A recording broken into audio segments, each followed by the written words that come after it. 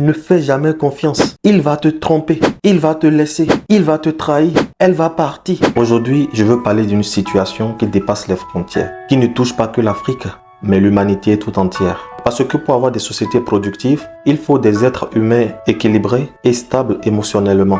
Et cette situation commence là où tout commence, à la maison. Ce dont je veux parler est de ce phénomène silencieux et toxique où les parents transposent leur vie sur celle de leurs enfants.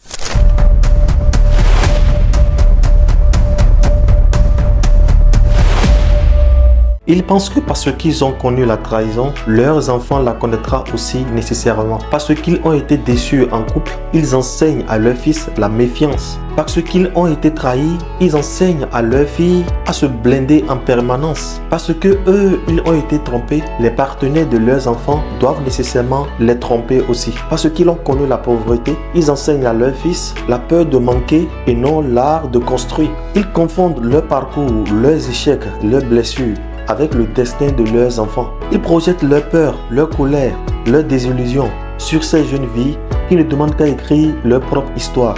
Ils répètent sans cesse à leurs enfants: tous les hommes finissent par partir, toutes les femmes finissent par décevoir. Ne fais jamais confiance. Il va te tromper, il va te laisser, il va te trahir, elle va partir. Si on t'attaque, attaque fort.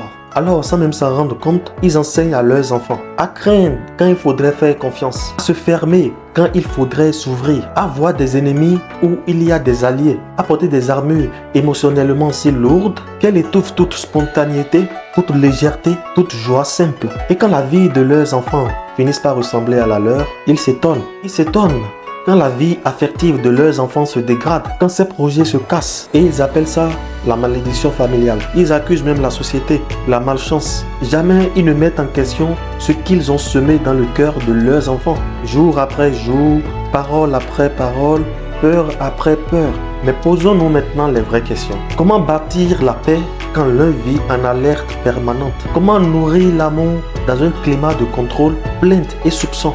Que devient un enfant élevé à scanner les intentions plutôt qu'à lire les preuves? Et toi, comment réagirais-tu si on se méfiait de toi en continu? Si tout ce que tu faisais était interprété comme une attaque potentielle? Beaucoup de ruptures naissent là. Hyper-contrôle, jalousie chronique, téléphone fouillé, isolement des amis, business saboté par la peur.